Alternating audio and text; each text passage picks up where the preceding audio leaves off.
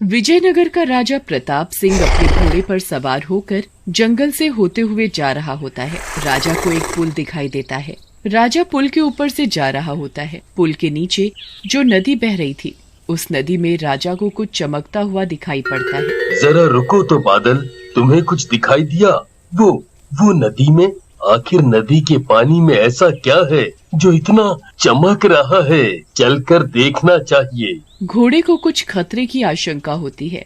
शायद इसलिए घोड़ा राजा को नदी पर ना जाने का इशारा करता है, पर राजा की नजर तो बस नदी में चमकती हुई चीज पर थी। राजा नदी पर पहुंच जाता है। ये तो सोना है, वो भी इतना सारा। बादल देखो जरा, पूरी की पूरी नदी सोने से भरी पड़ी है।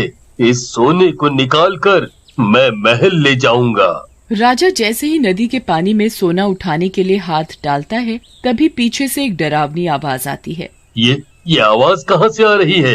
ये आवाज तो हमारे पीछे से ही आ रही है। राजा तभी पीछे मुड़कर देखता है तो पीछे एक डरावनी सी चुड़ैल खड़ी होती है। रुक जा, अगर तूने इस सोने को हाथ लगाया तो तू अभी यहीं खड़े खड़े भस्म हो जाएगा। राजा उस चुड़ैल को देखकर जरा भी नहीं डरता, सीना चौड़ा करके खड़ा हो जाता है और चुड़ैल से पूछता है, ओ चुड़ैल, तू हमें ये सोना लेने के लिए क्यों मना कर रही है? और तू कौन है?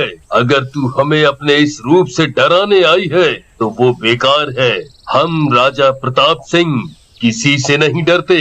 तू हमसे क्या चाहती है? अच्छा, मैं जो चाहती हूँ तू मुझे वो देगा। हम राजा हैं और हमने कभी किसी को निराश नहीं किया। मांगो, क्या इच्छा है तुम्हारी? क्या चाहिए तुम्हें? तो सुनो राजा कि मैं क्या चाहती हूँ। मैं तुमसे विवाह करना चाहती हूँ। राजा ये सुनकर चौंक जाता है। तुम तो एक चुड़ैल हो, हम तुमसे भला विवाह क्यों करें? अभी थोड़ी देर पहले तो तू बड़ी बड़ी बातें कर रहा था कि मैंने कभी किसी को निराश नहीं किया। अगर तू मुझसे विवाह नहीं करेगा तो मैं तेरे इस घोड़े और तेरी प्रजा को खा जाऊंगी। तुम हमें खा जाओ, पर हमारे इस घोड़े और हमारी भोली भाली प्रजा को कुछ मत करना। इस घोड़े को हम अपने बच्चे की तरह प्यार करते हैं और हमारी प्रजा हमारा परिवार है।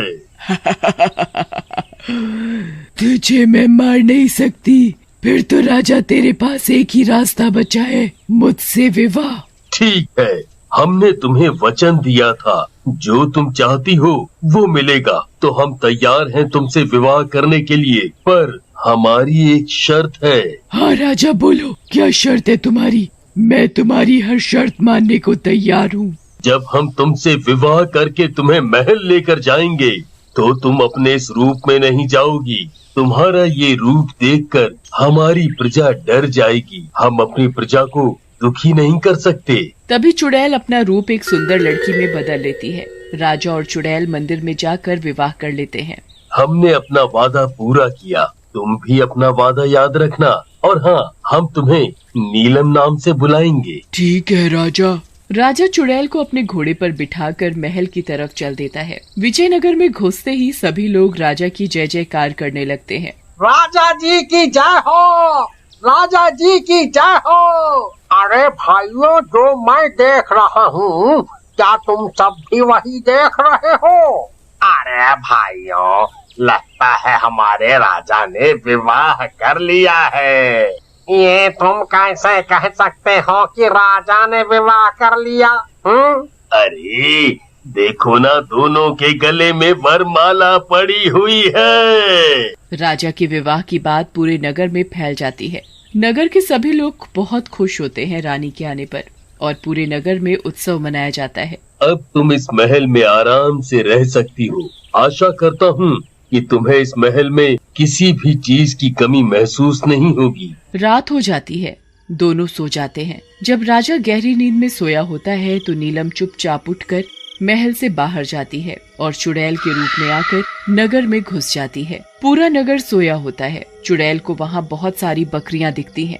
चुड़ैल अपना आकार बढ़ाती है और अपना बड़ा सा मुंह खोलकर सभी बकरियों को एक एक करके निकल जाती है और वापस महल में जाकर राजा के पास चुपचाप सो जाती है। सुबह होती है तो नगर का एक आदमी महल में रोता चिल्लाता हुआ आता है। महाराज, महाराज! क्या हुआ? तुम इतना परेशान क्यों हो? महाराज, मेरी बकरियां जो रात तक अपनी जगह ही थी सारी की सारी, जब मैंने सुबह उठकर देखा तो वो वहाँ नहीं थी। मैंने हर जगह देखा, सभी से पूछा, पर वो कहीं नहीं दिखी। महाराज, मैं तो बर्बाद हो गया।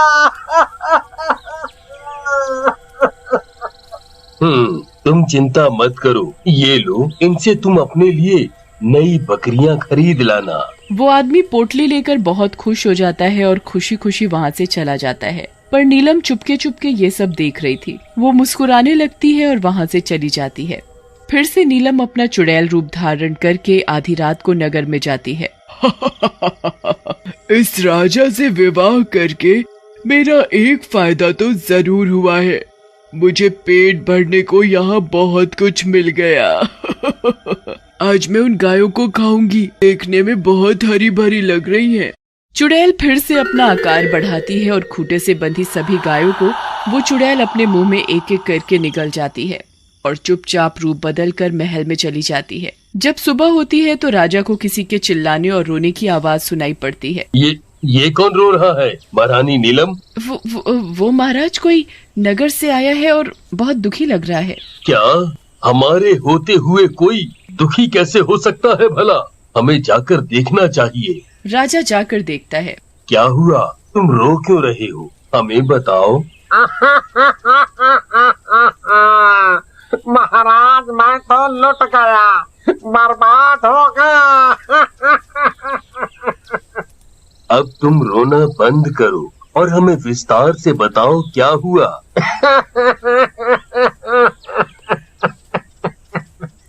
महाराज, मेरी गाय गायब है। मैंने हर जगह देखा पर कहीं नहीं दिखी। अब मेरा घर कैसे चलेगा? गाय का दूध बेचकर ही तो मैं अपना घर चलाता था। ये तो बड़ी आश्चर्य वाली बात है। किसी की बकरी गायब तो किसी की गाय। देखते ही देखते पूरे नगर के जानवर गायब होने लगे। राजा बड़ा दुखी होता है। राजा अपने मंत्री जयपाल को बुलाता है। महाराज की जय हो। महाराज, आपने मुझे बुलाया, क्या बात है? आप बड़े चिंतित लग रहे हैं। तुमने सही कहा जयपाल। ये सब जो नगर में घट रहा है उसी की वजह से हम चिंतित हैं। पता करो तुम नगर में जाकर, आखिर लोगों के जानवर कहाँ चले गए? आखिर किसने किया होगा ये सब? हम उसे कड़ी सजा देंगे। जो आज्ञा महाराज। जयपाल नगर में जाकर तहकीकात करता है पर उसे कुछ पता नहीं चलता जानवरों के बारे में। वहाँ नीलम महल में आधी रात को चुड़ैल रूप में आकर, अब मैं क्या करूँ? कैसे जाऊँ बाहर? राजा ने उस मंत्री को चौकसी पर बिठा दिया है। अभी भी मेरे पास एक रास्ता है। क्यों न मैं महल के सिपाहियों का शिकार करूं। ये बिल्कुल सही है। रात होने पर सभी सिपाही महल में पहरा दे रहे थे। तभी नीलम चुड़ैल के रूप में वहां आ जाती है। राजा सोकर उठे, इससे पहले मैं इन सिपाहियों को पूरा निगल जाऊं। ये कैसी आवाज? कौन है वहाँ? चुड़ैल? हाँ, मैं चुड़ैल हूँ और अब मैं तुझे खा जाऊंगी। छोड़ दो मुझे, जाने दो मुझे जाने दो। जाने दू? इतनी मुश्किल से शिकार हाथ लगा है और तू बोल रहा है जाने दू? अब मैं तुझे खाकर अपना पेट भरूंगी। सिपाही अपने आप को बचाने की बहुत कोशिश करता है पर बचा नहीं पाता और चुड़ैल अपना आकार बढ़ाकर सिपाही को निगल जाती है। चुड़ैल रोज आधी रात को उठती और रोज एक सिपाही को निगल जाती।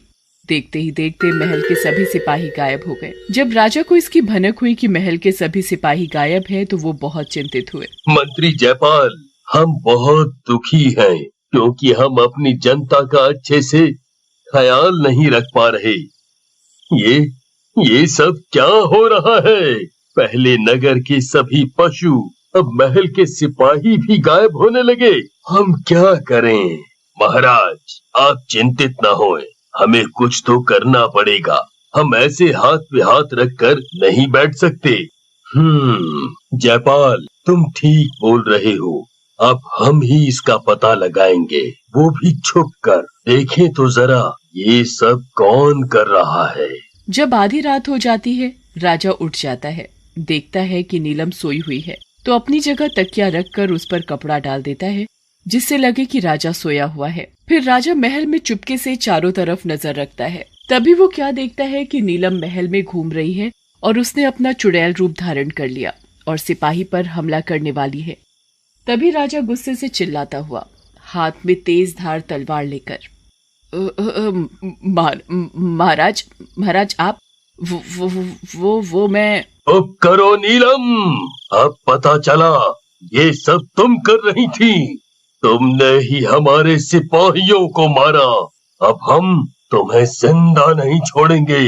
इस तलवार से तुम्हारा सिर काट डालेंगे।